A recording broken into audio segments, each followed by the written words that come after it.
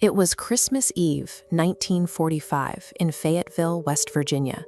A cold, steady rain was falling outside, but inside the Sodder family home, the mood was warm and rhythmic. The living room was covered in wrapping paper as the family finished opening presents. Around midnight, the parents, George and Jenny, went to bed. 5 of their children stayed awake a little longer to play with their new toys, laughing in the living room as their parents headed upstairs.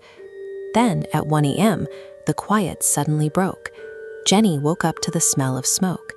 Opening her bedroom door revealed the downstairs hallway already fully engulfed in fast-moving flames. George and Jenny managed to pull several children outside into the rain, but when they tried to return for the 5 remaining children trapped on the second floor, they found the main staircase had already collapsed into the heat. The town's phone operator couldn't immediately reach the fire department, leaving the family to watch their home burn for hours. By dawn, the house was reduced to smoking ruins. Local investigators immediately declared the 5 trapped children dead, citing the intensity of the fire.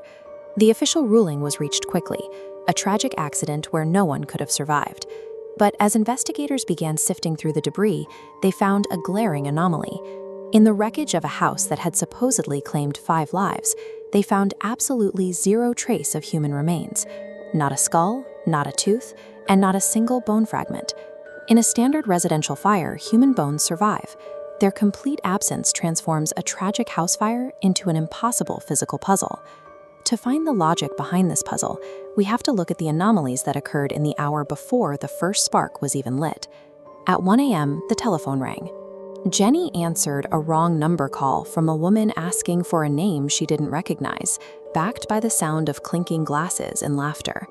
When she went back downstairs, she noticed the lights were still on and the curtains had been pulled wide open, despite her having closed them earlier.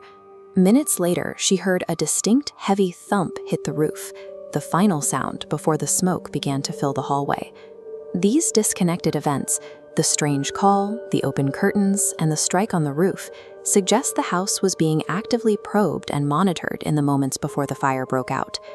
The evidence of premeditation becomes clearer when examining George Sodder's failed rescue attempts. He ran for his heavy ladder from its permanent spot against the house, only to find it was completely gone.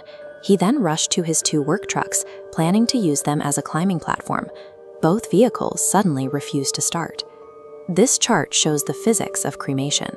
To turn human bone to ash, you need temperatures near 2,000 degrees Fahrenheit, maintained for 2 hours. A 1940s wood frame house fire burns out in 45 minutes at significantly lower temperatures. There is a massive physical gap where bones survive. The missing ladder, the disabled trucks, and the scientific impossibility of vanished remains suggest the fire served as a tactical distraction for a kidnapping. The parents reached a chilling conclusion. Their children had been taken into the night before the house was ever set ablaze. This theory was supported by local sightings. One witness reported seeing the missing children watching the fire from a passing vehicle as the family home burned. Decades later, a photograph arrived in the mail. It showed a young man who shared a striking resemblance to their son, Louis. On the back was a cryptic message that implied he was still alive. George and Jenny spent the rest of their lives chasing thousands of leads, hiring private investigators, and maintaining a billboard on Route 16. They found plenty of clues, but never any proof. The Sodder mystery remains uniquely disturbing because it offers no closure. 5 children vanished, leaving a family and American history waiting for answers that never came.